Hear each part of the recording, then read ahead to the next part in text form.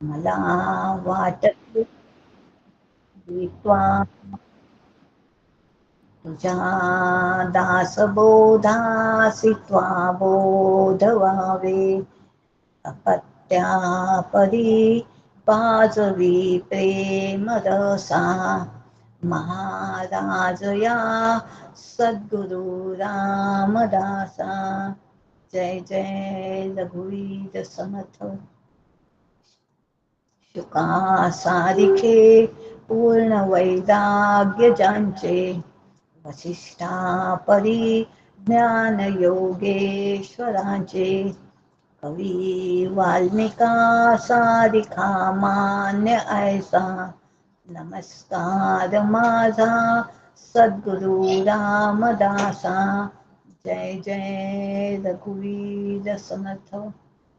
ब्रह्मानंदं परमसुखदं केवलं ज्ञानमूर्तिं द्वन्द्वातीतं गगनसदृशं तत्त्वमस्यादिलक्ष्यम् एकं नित्यं विमलमचलं सर्वहि साक्षिभूतं भावातीतं त्रिगुणरहितं सद्गुरुं तं नमामि. सद्गुरुं तं नमामि. जयांचे करिता स्मरण होय सकल विद्यांचे अधिकरण. ते वंदू म्या श्रीचरण श्री गुरूंचे. सद्गुरुनाथ महाराज की जय. परम पूजनीय भगवान श्रीरामांना नमस्कार करते. समर्थांना नमस्कार करते.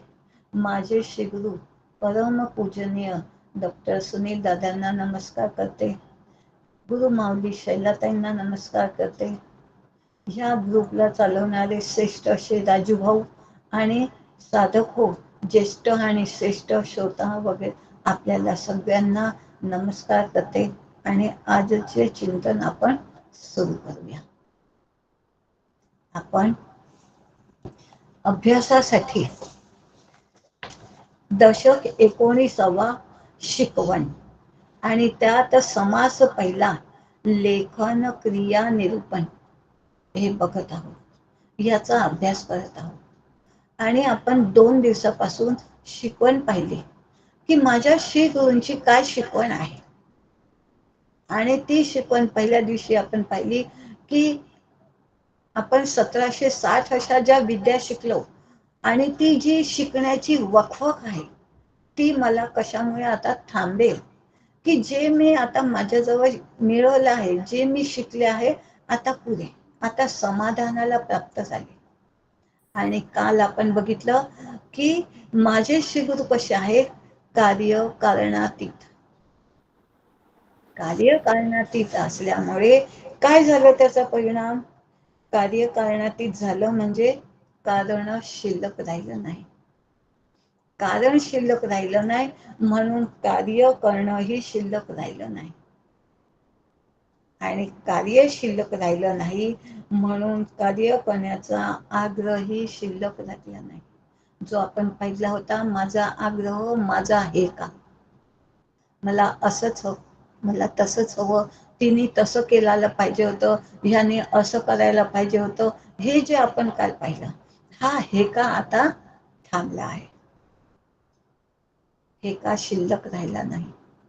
आणि आता कार्य करण्याचा आग्रही शिल्लक राहिला नाही म्हणून संसार नावाची गोष्ट अनुभवाला येण्याचा प्रश्न संपला. सगळ्यात महत्वाचं म्हणजे या संसाराकडे, संसार मिटला आहे का नाही, संसाराकडे बघण्याची माझे दृष्टिकोन बदलली आहे. माझी दृष्टी श्री गुरूंच्या सारखी कार्य करणातीत होणार आहे.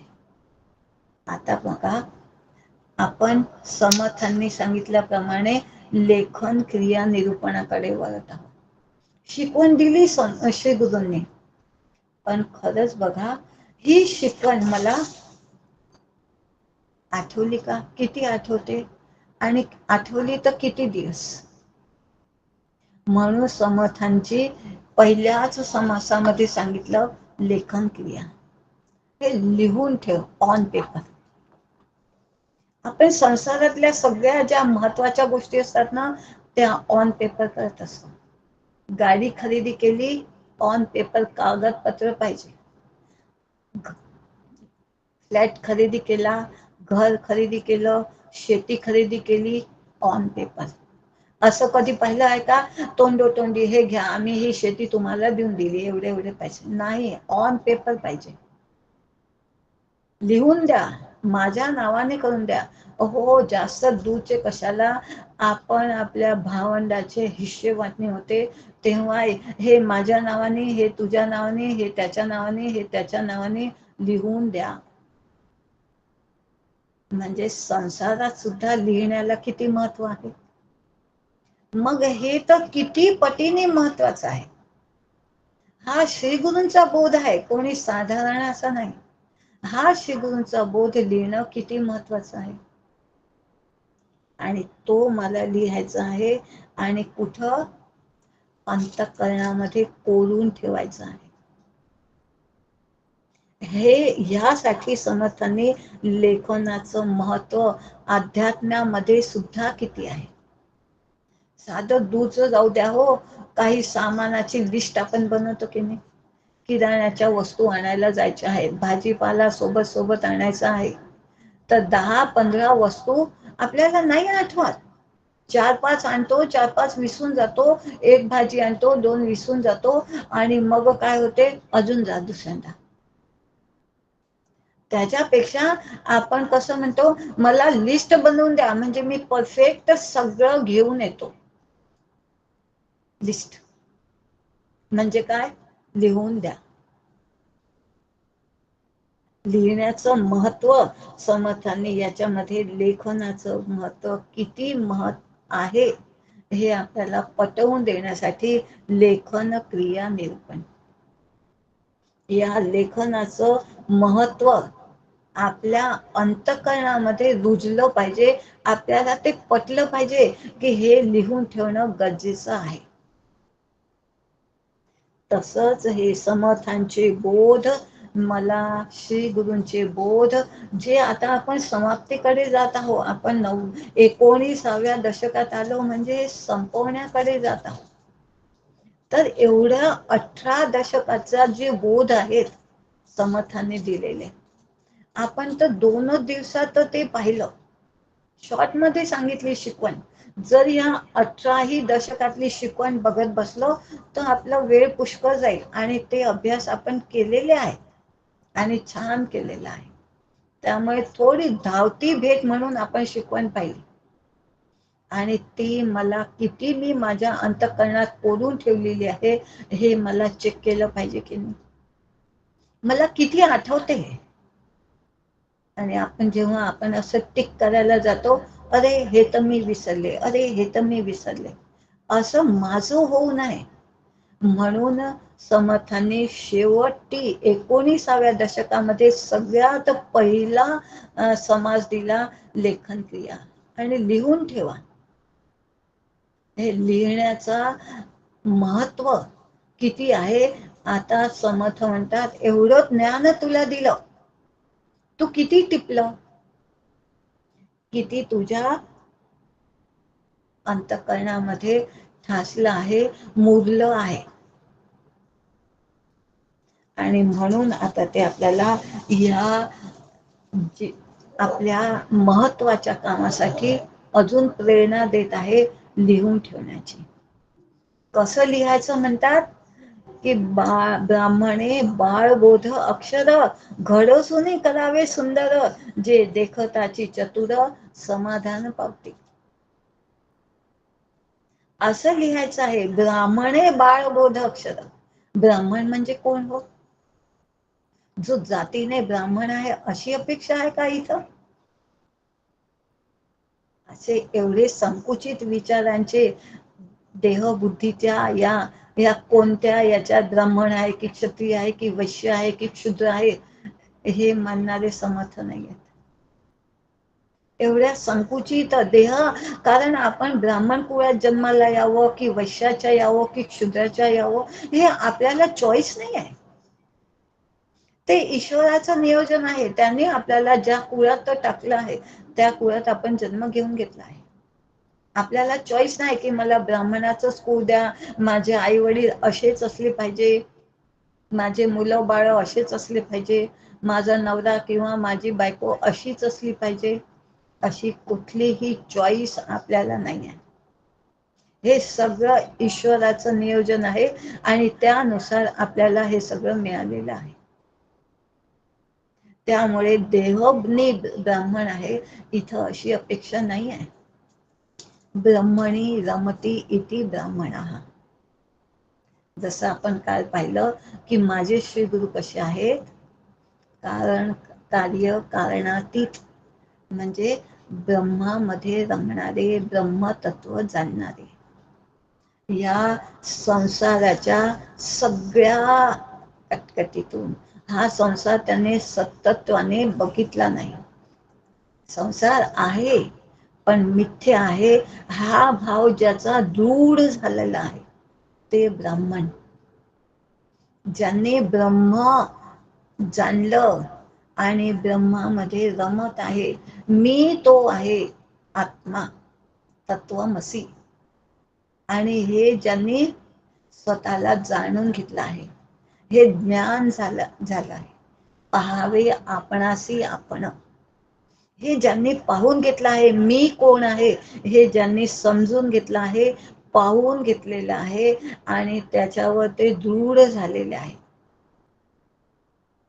असे ब्राह्मण. जसं आपण काल पाहिलं, हा माझा संसार हा माझेपणाने संपल्यावर या संसाराचा बघण्याचा जो काहीही अर्थ आता राहिला नाही, असे झालेले आहेत ते ब्राह्मण. आणि ते अक्षर ब्रह्म होण्यासाठी त्यांनी जे जे केलं ते मला त्यांनी सांगितलं, ते मार्गक्रमण मला त्यांनी सांगितलं. गमोपंथ अनंत या राघवाचं, या मार्गक्रमणावर मला चालायचं आहे.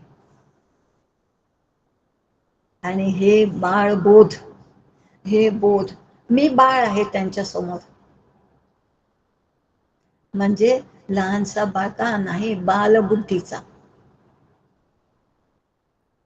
आणि म्हणून घरसोने करावे सुंदर, हे त्यांचे बोध खूप रेक्टिफिकेशन ज्याला आपण म्हणतो.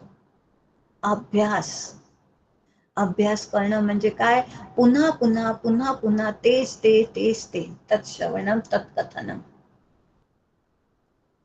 हे लिहायचं आहे. आणि कसं सुंदर म्हणतात, जसं तसं मान्य नाही आहे, अडमधडम काही समर्थांना मान्य नाही आहे. सुंदर असलं पाहिजे. कसं सुंदर, जे देखताची चतुर समाधानी पावती. ते कोण, चतुर, त्या चतुराच्या पंगतीमध्ये मी असलं पाहिजे. समाधान म्हणजे काय, समाधानी व्हावे म्हणजे काय, अंतःकरणाची सम्यक स्थिती, अंतःकरणाच्या सम्यक स्थितीच्या आधानाला समाधान म्हणतात. माझं अंतःकरण त्या दिशेने चालत आहे, आधान. आज एकादशी आहे की नाही, एकादशी म्हणजे काय, एका दिशेने, हे माझं जाते का अंतःकरण, आणि हे मला समाधानाला पावते आहे का, माझं अंतःकरण त्या परब्रह्माच्या ठिकाणी शांत झालं आहे का. जे माझे श्री गुरु ब्रह्मरूप झालेले आहेत, तसं मलाही व्हावं असं वाटते का, माझा त्यांच्या बोधावर पूर्ण विश्वास आहे का, श्रद्धा बसली आहे का. आणि आता त्यांनी सांगावं आणि मी करावं, या निर्णयावर मी पोचले आहे का? सम्यक आधान. असं मला व्हायचं आहे, हे समाधानाला मला पावायचं आहे सहवासात. त्याच्यासाठी त्यांचा सहवास. कोणाचा? श्री गुरूंचा. आणि सहवासाने काय होते हो? प्रेम तयार होते. आणि त्या प्रेमाने मग त्यांच्यावर विश्वास बसतो, त्यांचा सराव होऊन जातो. आणि त्या सरावाने आपण मग पुन्हा पुन्हा पुन्हा पुन्हा तेच करण्याचं, त्यांची जवळीक प्राप्त झाल्यामुळे त्यांनी जे सांगितलं ते करणं मला आवडते. त्यांच्यावर जवळीकमुळे त्यांच्यावर प्रेम तयार होते.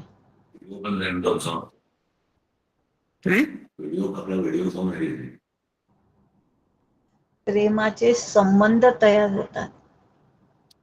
आणि त्या संबंधातून ऐक्य, हेच ते जीव ब्रह्म ऐक्य आहे. आणि त्या ऐक्याला पावण्यासाठी, अज्ञान निवृत्तीसाठी, हे अज्ञान निवृत्ती करण्यासाठी जे बोध मला श्री गुरूंनी दिलेले आहेत ते लिहून ठेवायचे आहेत अंतःकरणामध्ये. आणि ते अंतःकरणात रुजण्यासाठी पुन्हा पुन्हा ते मला आठवण्यासाठी वहीमध्ये लिहून ठेवा. माझ्या श्री गुरूंचा नेहमी आग्रह असतो की श्रवणाला बसलं तर ग्रंथ, पेन, वही, ही त्रिसूत्री, हे तीन जवळ असावेच. आणि मगच श्रवणाला बसावं. कशासाठी?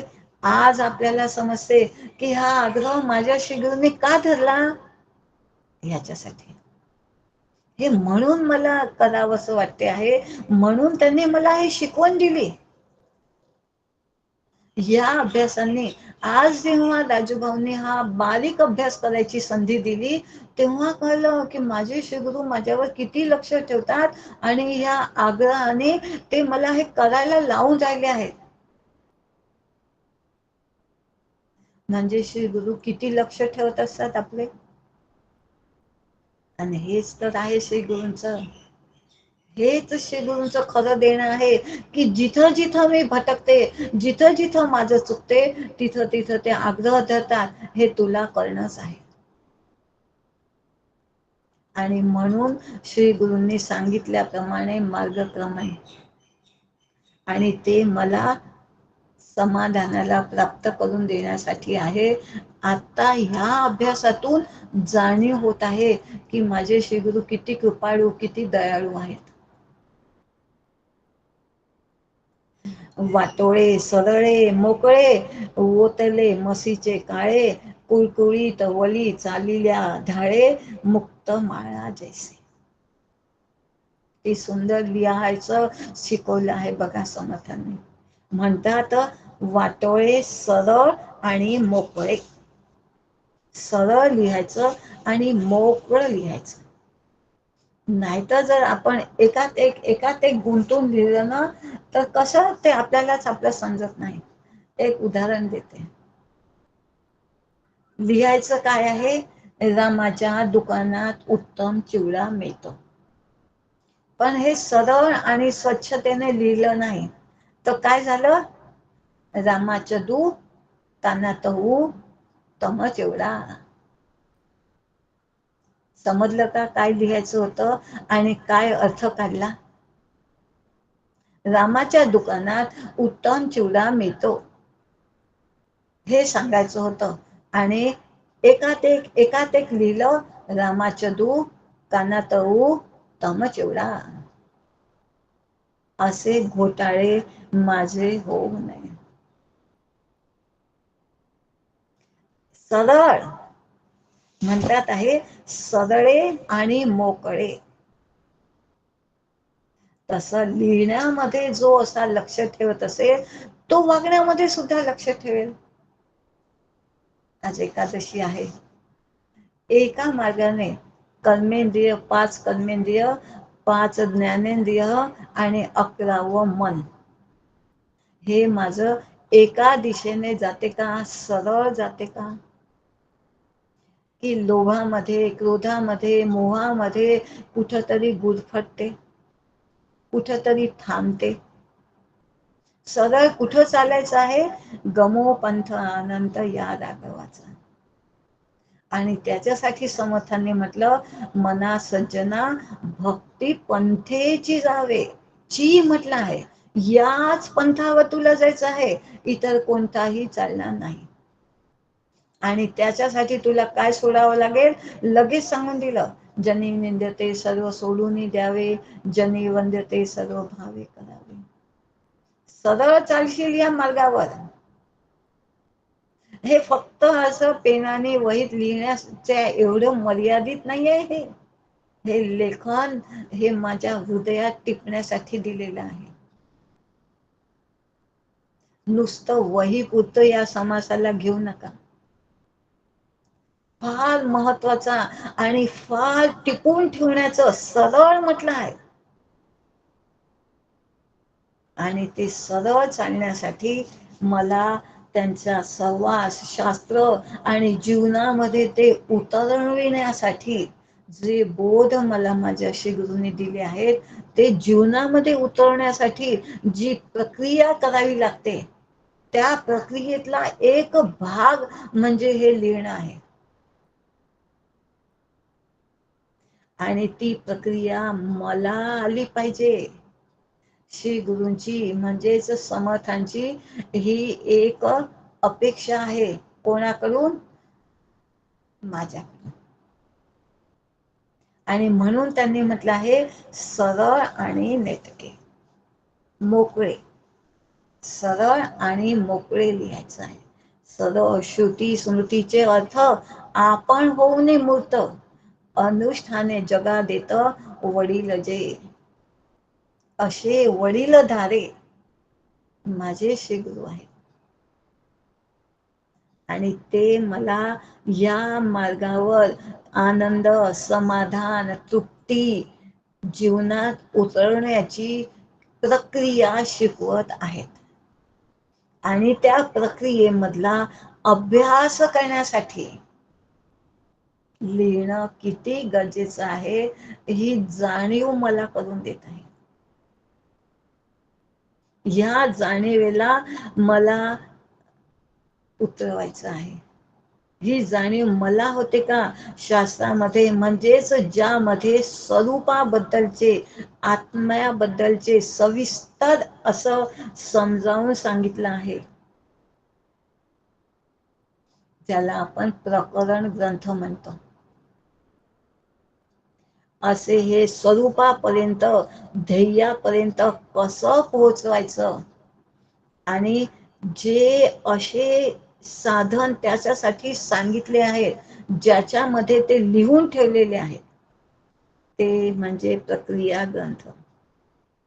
प्रकरण ग्रंथ, प्रक्रिया ग्रंथ आणि आत्मज्ञानाचा ग्रंथ म्हणजे ज्ञान रूपतेकडचा ग्रंथ.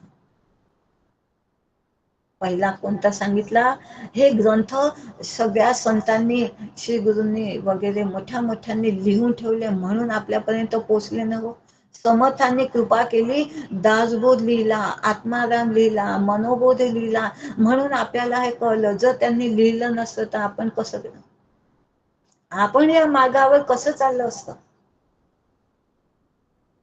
आपल्यापर्यंत हे त्यांचं ज्ञान कसं आलं असतं. त्यांनी एवढी मेहनत घेतली, एवढी सगळी प्रक्रिया केली, स्वरूपाबद्दलचं, आत्म्याबद्दलचं सविस्तर ज्ञान त्यांनी समजावून सांगण्यासाठी सगळं लिहून ठेवलं. नाहीतर तुमच्या माझ्यासारखा तसाच राहिला असता. कोणाला विचारलं असतं आपण हे, कोणाला सांगितलं असतं, आणि कोणी आपल्याला सांगितलं असतं. तेव्हा शास्त्र म्हणते, ये माझ्याजवळ बाळा, मी सांगतो. श्री गुरु म्हणतात, ये माझ्याजवळ, मी सांगतो.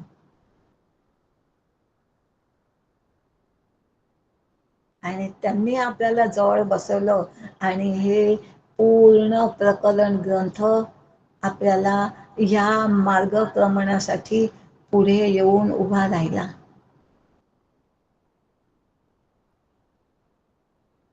किती महत्वाचं आहे लिहिणं. जर ह्या मोठ्या मोठ्यांनी सगळ्यांनी लिहिलं नसतं तर आपलं काय झालं असतं. गीता सांगून दिली भगवंताने. जर ही व्यासांनी लिहून ठेवली नसती तर आपलं काय झालं असतं. भागवत सांगितलं, गीता सांगितली, हे सगळं जर लिहिल्या गेलं नसतं तर आपलं काय झालं असतं कलियुगामध्ये. मग जर ते इतके उपकारी आहेत, इतके ते महत्वाचे आहेत, तर मग मला सुद्धा थोडंफार केलं पाहिजे की नाही. म्हणून समर्थाचा आग्रह आहे की लिहा. आणि दुसरं म्हटलं आहे की ज्याच्यामध्ये हे स्वरूपाबद्दल ध्येयाकार होण्यासाठी, त्याच्यापर्यंत पोहोचवण्यासाठी जे साधन करावं लागते, असं ज्यामध्ये लिहून ठेवलेलं आहे त्याला प्रक्रिया ग्रंथ म्हणतात. की ही प्रक्रिया करा आणि त्या प्रक्रियेद्वारे ते तुमचं ध्येय आहे. काय आहे की मला एकरूप व्हायचं आहे. जीव ब्रह्म ऐक्य. तुझ्या वियोगे जीवत्व आलं आहे. ह्या जीवत्वावर मी येऊन बसले आहे. मी स्वतःला मी सच्चिदानंद स्वरूप असल्या ते मी विसरून गेले आणि मी स्वतःला जीव म्हणायला लागले, देह म्हणायला लागले. हे जे अज्ञान मी माझ्यामध्ये घेऊन घेतलेलं आहे, वास्तविक आहे का नाही, पण मी ते स्वीकारलं आहे की मी देह आहे. आणि मी देह झाल्यामुळे हे इतर देह जगातले ते मला सत्य वाटतात. म्हणजे माझी अविद्या.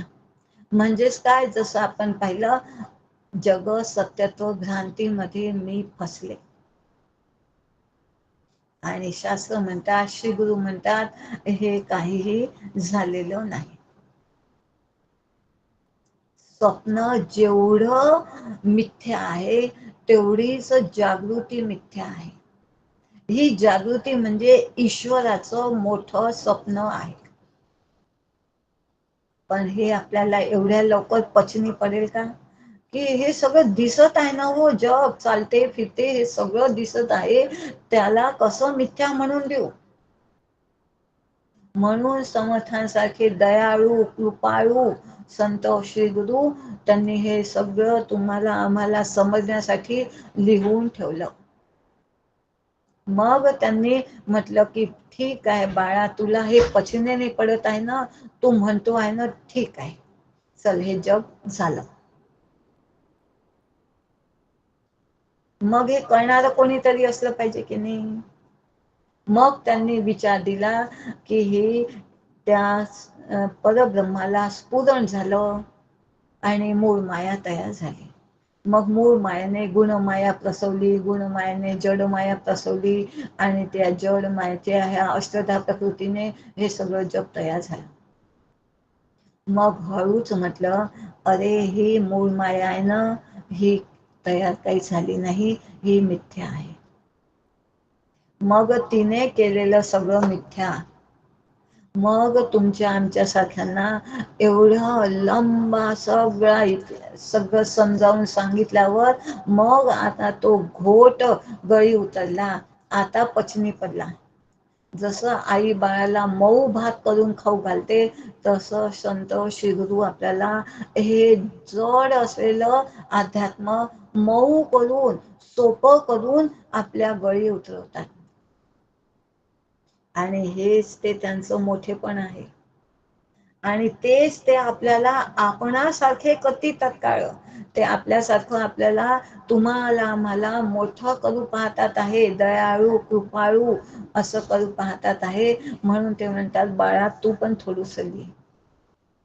दिवसा माझी काहीतरी करावे लेखन. तू माझ्यासारखं नाही लिहू शकत, काही तर लिही.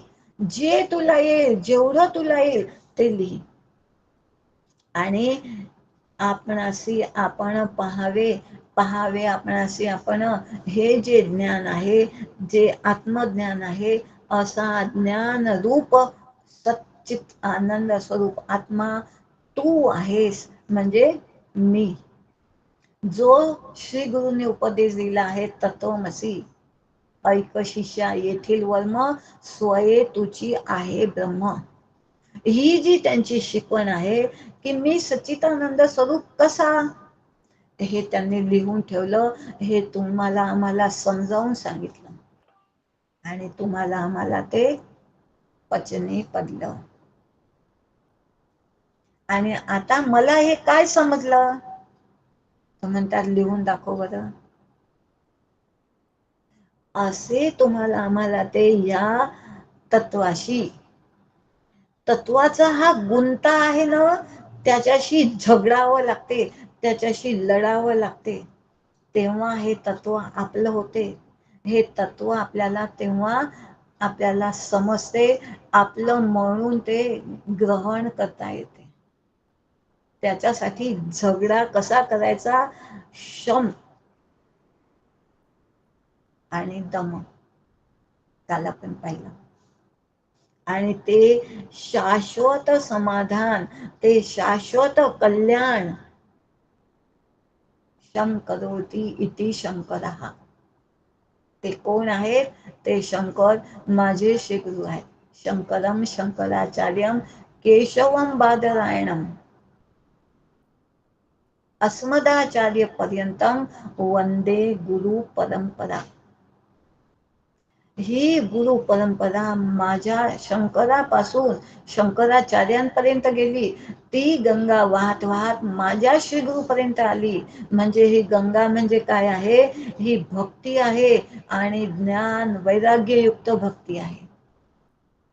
आणि ती एकरूपतेकडे, जशी गंगा सागराला मिळाली तशी ती एकरूपतेकडे, जीव ब्रह्म ऐक्याकडे नेण्यासाठी माझ्या श्री गुरूंनी मला हे शिकवलं. लिही बाळा. कसं लिही, तर म्हणतात सरळ आणि मोकळं लिही. मनोवृत्ती मोकळी झाली पाहिजे. ही माझी वृत्ती एकादशी एका मार्गाने गेली पाहिजे. माझे कर्मेंद्रिय, 5 कर्मेंद्रिय, 5 ज्ञानेंद्रिय, 11 मन, हे एका दिशेने जाण्यासाठी, सरळ दिशेने जाण्यासाठी, हे एक प्रक्रियेमधला हा एक भाग आहे. एकादशी करणं म्हणजे काय, वरण भात न खाता साबुदाण्याची खिचडी खा, याला एकादशी नाही म्हणत. हे सगळं एका दिशेने माझं चाललं पाहिजे. आणि ती दिशा समर्थ श्री गुरु मला देत आहेत. आणि ती प्रक्रिया मला शिकवत आहे. आणि त्या प्रक्रियेतला एक भाग म्हणजे सरळ आणि स्वच्छ लिहून ठेवणं आहे. की मलाच माझं समजलं पाहिजे, नाही तर मग कामाच्या दू कानात ऊ तमचिवडा असं व्हायला वेळ लागणार नाही.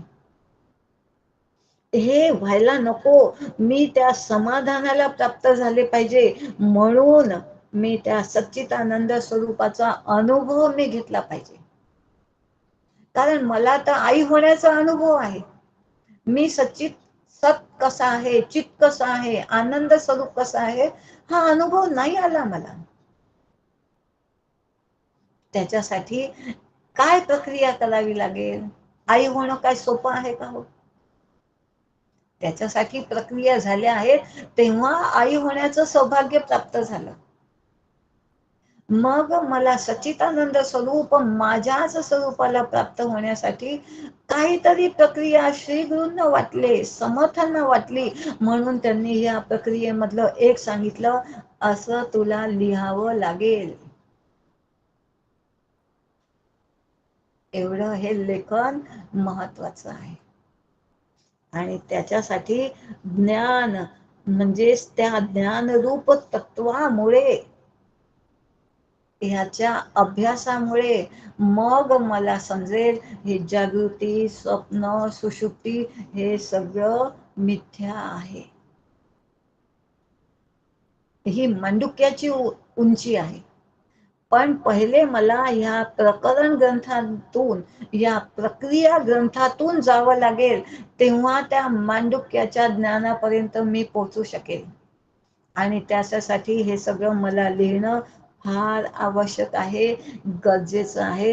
जे समर्थ म्हणतात ते तुलाच तुझं करावं लागेल, हे आमचं कल्याण आम्हालाच करावं लागेल, हे माझ्या प्रेमाचा विषय हा झाला पाहिजे, हा माझ्या आवडीचा विषय झाला पाहिजे. आणि त्याच्यासाठी हा प्रेमाचा विषय जो श्री गुरूंनी मला म्हटलं आहे. प्रेम करणं सगळ्यांना येते ना. आपण सगळे प्रेम करतो, पण कुठं? माझा देह सगळ्यात पहिले. आपल्याला आपला देह फार प्रिय असतो, पहिले माझा देह आणि मग ह्या देहाचे संबंधी. माझा मुलगा मला एवढा प्रिय आहे, तुम्हाला काय म्हणू. आणि नातू तर विचारूच नका, दुधावरची साय. त्याच्याशिवाय मला जमतच नाही. थोडूसा तो नजरेआड गेला की विचारू नका. दुधापेक्षा दुधाची साय जास्त प्रिय असते, तसा मला हा नातू प्रिय आहे. आणि त्याच्यासाठी श्री गुरु म्हणतात, ते समाधान इथं नाही. या देहबुद्धीमध्ये तू त्या समाधानाला पावणार नाही, या जन्म मृत्यूच्या चक्रातून तू सुटणार नाही. कदाचित याची कोणाची काहीतरी वासना राहून जाईल. आता माझ्या नातवाचं मौंज झाली आहे. देवा आता असं कर, त्याचं लग्न होईपर्यंत, मग लग्न झालं की त्याला एखादं बाळ होऊन जाऊ दे, नातसून बघू दे. ती सून बघितली, आता तिला बाळ झालं पाहिजे की नाही. तिचं कोण करणार माझ्याशिवाय? कोणाला येते का? मीच आहे का, जो आपण काल पाहिला. माझ्याशिवाय कुठं काही पानच नाही हालत हो माझ्या घरात. ह्या नातसुनीचंही मलाच करावं लागेल बाळणपण. देवा तेवढं बाळणपण करून घेऊ दे, मग वाटल्यात जा. मग ह्याची सोय कोण करणार? ह्याचं तेल पाणी कोण करणार? असे ही वासना म्हणजे मारुतीचं शेपूट. एकानंतर एक, एकानंतर एक, काही ना काही अर्धवट राहून जाणार आणि ह्या वासना घेऊन माझं अच्युतम केशवम होऊन जाईल. आणि आपल्याला सगळ्यांना माहित आहे, वासनेच्या संगे जन्म घेणे लागेल. आणि इथं श्री गुरु आपल्याला म्हणतात, तुला प्रेम करणं येते रे, पण मी चुकीच्या जागेवर प्रेम केलं आहे. त्याच्या ठिकाणी तू या भगवंतावर, या आत्मतत्वावर प्रेम कर. विशेष करून या सच्चिदानंद स्वरूप तुझं आहे, तुला ह्या सुख दुःखामध्ये जाण्याचा अधिकारच नाही आहे, हे तुझं नाहीच आहे. तुझा अधिकार आनंदात राहण्याचाच आहे. माझा आनंद देह सापेक्ष, परिस्थिती सापेक्ष. यावेळेस उन्हाळ्यात माझी मुलगी आलीच नाही हो, काय करावं, एवढं दुःख झालं तुम्हाला काय सांग. म्हणजे देह सापेक्ष. का बरं? माझीच मुलगी, कारण मी माझी म्हटली आहे ना तिला, आणि ती सासरी सुखात आहे बरं. पण मी इथून म्हणते ती माझ्या डोळ्यासमोर आली पाहिजे. काय आवश्यक आहे का? ती छान तिच्या संसारामध्ये आनंदात आहे, पण माझ्या आनंदासाठी तिने स्वतःचा आनंद घालवावा आणि इथं यावं, हा कोणता शहाणपणा आहे? माझा आग्रह, माझा हे का, बस हेच चुकीचं आहे. आणि ह्या ठिकाणी समर्थ श्री गुरु मला बोध देतात, ठेविले अनंते तैसेची राहावे. हे सगळं ईश्वराचं नियोजन आहे आणि त्याचप्रमाणे सगळं होणार आहे. तू या आत्मतत्वावर प्रेम कर, तू या श्रीगुरूच्या बोधावर प्रेम कर आणि इथंच तुला खरं समाधान मिळणार आहे. नाहीतर हे एकाच्या नंतर एक, एकाच्या नंतर एक ह्या वासना जन्म घेत जातील आणि तुला जन्म मनाच्या चक्रामध्ये अडकवतील. आणि आपलं मनुष्य देहाचे लेणे अकस्मात ये भाग्याने, तेथेची ब्रह्म जाणणे नियोजित. हे नियोजन ईश्वराचं आहे, म्हणून त्यांनी मला मनुष्य देह दिलेला आहे आणि मी ते न करता दुसरं सगळं करतो. हे किती पत आहे. महत भाग्याची घडी, दौडू नये परोपरी, घ्यावी आत्म्यावरी उडी झडझडूनी. माझे श्री गुरु म्हणतात, त्यांची ही शिकवण आहे.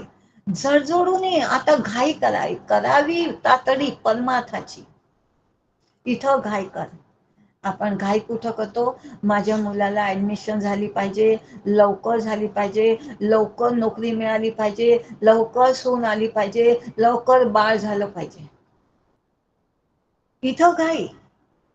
आणि जे ध्येय आहे तिथं घाई नाही. करू ना आरामशीर, एवढं एक होऊ द्या. मग आता हे बाळणपण झालं की मग मी करतेच, पक्क करते. पण हे एकानंतर एक, एकानंतर एक हे मालतीचं शेपूट काही संपत नाही. करावी तातडी परमार्थाची कुठं गेलं? आणि हेच ते समर्थ म्हणतात, हीच अविद्या आहे. आणि ह्याच्यातून निघायचं आहे. या अविद्येतून निवृत्त होण्यासाठी हे जे तुला ज्ञान दिलं आहे, जे आपण 2 दिवस पाहिलं शिकवण, ही शिकवण तुम्हाला आम्हाला महत्वाची वाटली पाहिजे. विशेषत्वाने त्याचं ज्ञान मला आहे, नाही आहे. विशेषत्वाने म्हणजे हे माझ्यासाठी आहे, हे जनरल नाही. हे मी आत्मतत्वाच्या वर आरूढ होणं हे विशेष महत्वाचं आहे. आत्माच ब्रह्म आहे हे सहज सामान्य जे आहे ते मी, विशेष करून मी तो आहे. या ज्ञानावर मला आरूढ व्हायचं आहे आणि त्या ज्ञानामध्ये फार मोठा प्रतिबंध म्हणजे अडचण काय येत आहे? हेच माझं अज्ञान. मी देह आहे आणि हे जग सत्य आहे.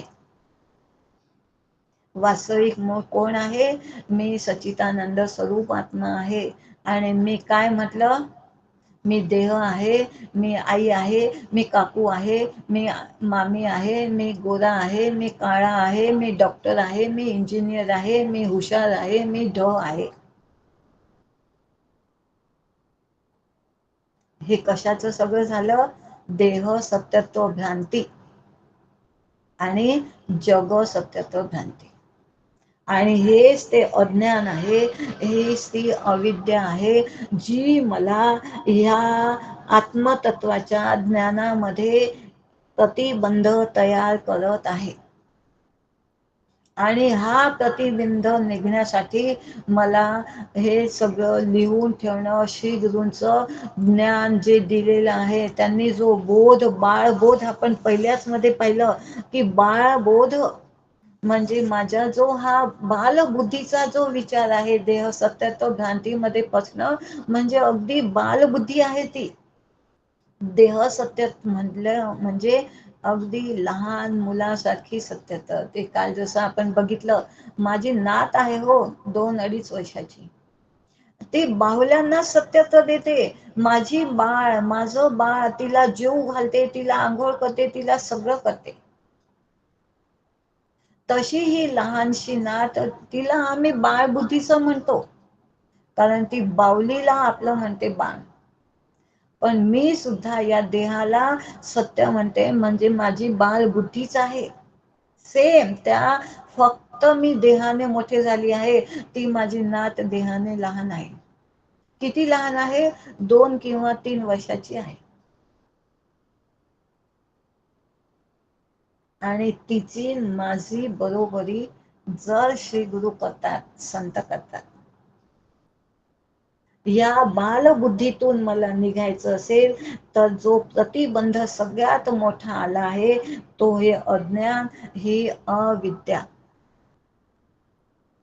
आणि त्याच्यासाठी जो बोध मला श्री गुरूंनी दिलेला आहे, समर्थांनी दिला आहे, ती प्रक्रियेमधला एक भाग म्हणजे हे सगळं मला लिहून ठेवावं लागते, माझ्या अंतःकरणामध्ये कोरून ठेवावं लागते. तेवढं हे महत्वाचं आहे.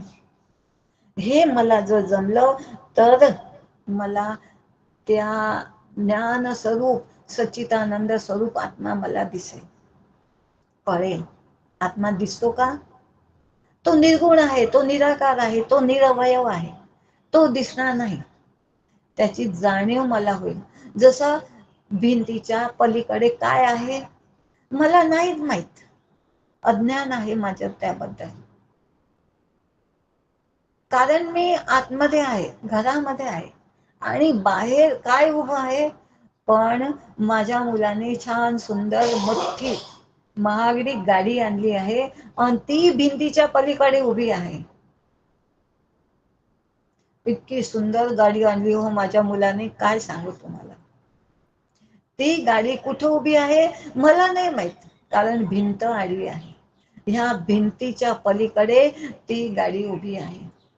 आणि मी जेव्हा दारातून तिकडे जाते, ती गाडी पाहते, मग मला ज्ञान झालं की माझ्या मुलाने गाडी खरेदी केली आहे. आणि कोणासाठी हो? मग तर आनंदाचा पार, आनंदी आनंदगडे. आणि मी आनंदाचा कंदच आहे. पण ह्या गाडी आली म्हणून ते माझे मन, बुद्धी, चित्त, अहंकार तिथं शांत झाले, त्या तत्वाच्या ठिकाणी एकवटले, एका दिशेने गेले. म्हणून मला असं वाटलं ह्या गाडीमुळेच आनंद मिळाला की काय. पण तात्पुरता. मला काही गाडी चालवता येत नाही, ती गाडी मला पाहते, मी गाडीला पाहते. समाधानाला प्राप्त झाले का? राहिला ना. हा आनंद समाधानापर्यंत गेला का?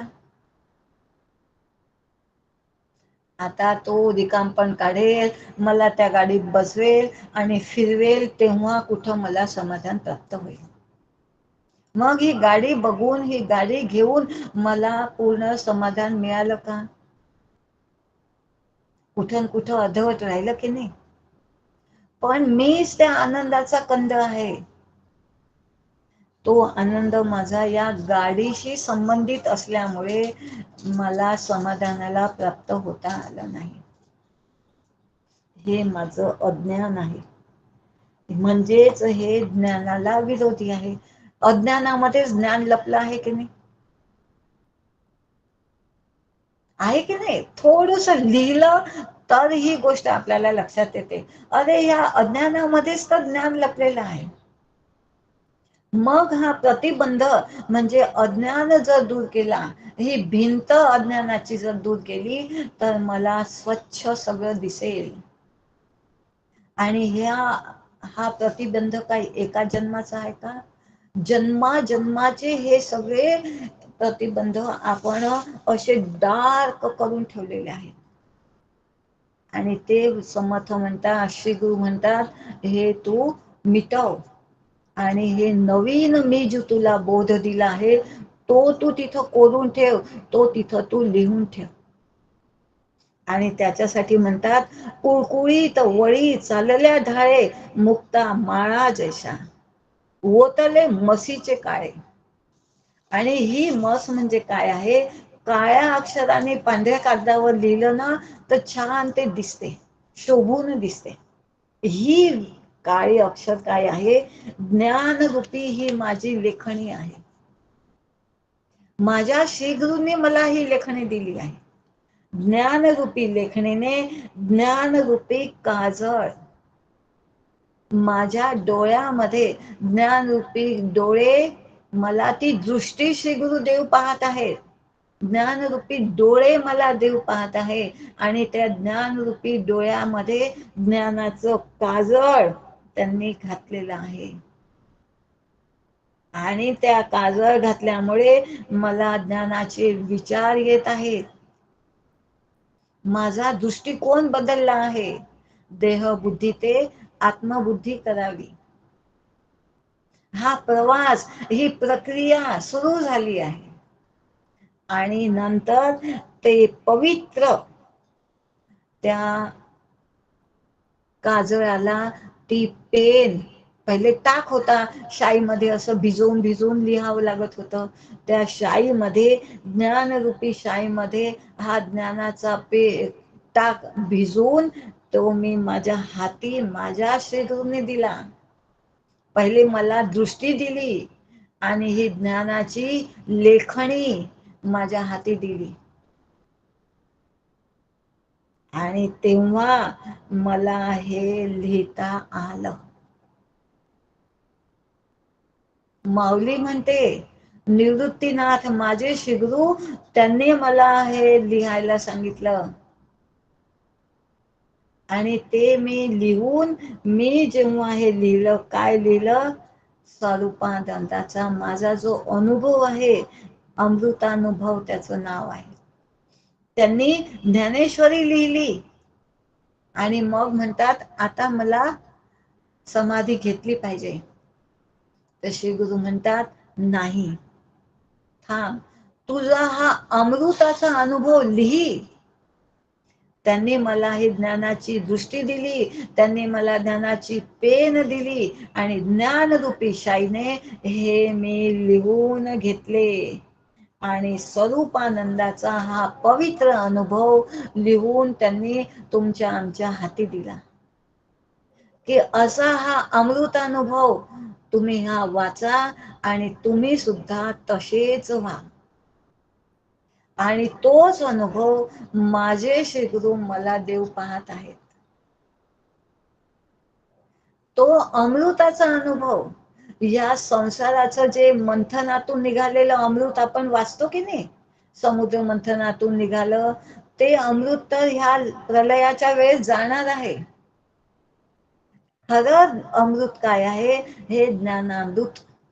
ज्या ज्ञानाने मी सच्चिदानंद स्वरूप होणार आहे, मी त्या आनंदाचा अनुभव घेणार आणि त्या अनुभवावर मी आरूढ होईल. आणि हे मी सच्चिदानंद स्वरूप आत्मा आहे आणि आत्मा काही मरत नसतो, आत्मा कधी जात नसतो, आत्मा कधी येत नसतो. जन्म देहाला, मरण देहाला मी न कधी मरणार. सद्गुरु, काय तुझा अधिकार, करीला मीचा साक्षात्कार. साक्षात मला कळलं मी कोण आहे. पहावे आपणासी आपण, या नाव ज्ञान, असं ज्ञान स्वरूपानंदाचं पवित्र ज्ञान. आपण म्हणतो ना, गंगा खूप पवित्र आहे आणि शुद्ध सुद्धा आहे.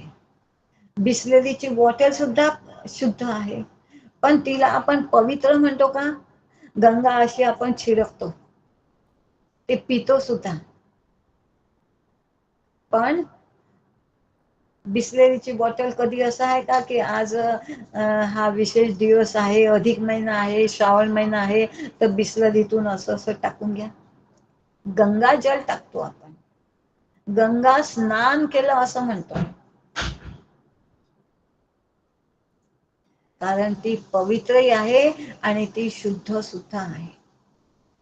तसं हे ज्ञान पवित्रही आहे आणि शुद्ध तत्वाकडे नेणारं म्हणजे शुद्ध सुद्धा आहे. आणि ते म्हणतात, असं तू मुक्त माळा जशी, तुला मुक्त होण्याची ही माळा अशा रीतीने लिही, तुझ्या अंतःकरणामध्ये कोरून ठेव. मुक्तीकडे नेणारी एक एक मणी म्हणजे एक एक अक्षर अशा रीतीने आपल्या अंतःकरणावर कोरून ठेव. मुक्तीची माळा, असं तू हे ज्ञान लिहून ठेव बाळा. कोणाला म्हटलं? मला. जसं निवृत्तीनाथांनी माऊलीला सांगितलं, त्यांच्या श्री गुरूंनी त्यांना तो अमृतानुभव लिहायला सांगितला, तसा हा अमृतानुभव मला घ्यायचा आहे. या प्रक्रिया मला करायच्या आहेत आणि त्या अनुभवाला प्राप्त झाल्यावर घोष अहम ब्रह्मास्मी. हो श्री गुरुदेवा, तुम्ही म्हटलं होतं तत्वमसी, मी आता अनुभव घेतला आहे. अहम ब्रह्मास्मी घोष करून सांगायचं आहे की तुम्ही म्हटलं ते बरोबर आहे, मी देह नाही, मी आत्मा आहे. घोष वाक्य आहे अहम ब्रह्मास्मी. जसं काल परवा आपण बघितलं, या महावाक्यांचा जप नाही बोलला, त्याचा विचारची केला पाहिजे साधके. आणि त्या प्रक्रियेमधले हे एक काम आहे लिहून ठेवण्याचं, आणि ते मला लिहायचं आहे. जे समर्थ आपल्याला शिकवत आहे, बोट घेऊ धरून आई जसं शाळेकडच्या मार्गावर आपल्या मुलाला घेऊन जाते की इथं तुला ज्ञान मिळेल, ती गुरु माऊली मला बोट धरून ते लिहायला घेऊन जात आहे, लिहायला शिकवत आहे. काय हे बाळबोध तू लिहून घे बाळा, तुझ्या अंतःकरणावर कोरून घे. आणि असं हे कोरल्यावर तू त्या अंतःकरणामधला जो बदलाव येईल, ती शिकवण तुझ्या जीवनामध्ये तो उतरवशील. आणि ते शिकता शिकता शिकता शिकता जसं तो मुलगा ग्रॅज्युएशन पर्यंत पोहोचला, डॉक्टर झाला, इंजिनियर झाला, काय काय झाला, आणि आपल्या जीवनामध्ये सक्सेस जीवन आहे, सुखाचे जीवन जगत आहे, तसा मी आनंदाचं जीवन जगायचं आहे. कारण अजून देह नाही ठेवला आहे, मी जिवंत आहे. मग कसं? आनंदाच्या डोही आनंद तरंग, आनंदात जीवन जगत आहे. हे जीवन मला जगायचं आहे आणि ही माझ्या श्री गुरूंची शिकवण आहे. ते मला अशा रीतीने लिहायचं आहे. आपली वेळ आता होत आली आहे. आज आपण 2 ओव्यांचा अभ्यास केला.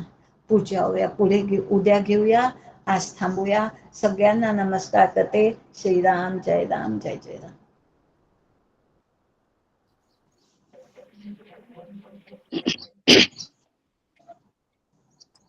दादा नाम घेऊ का?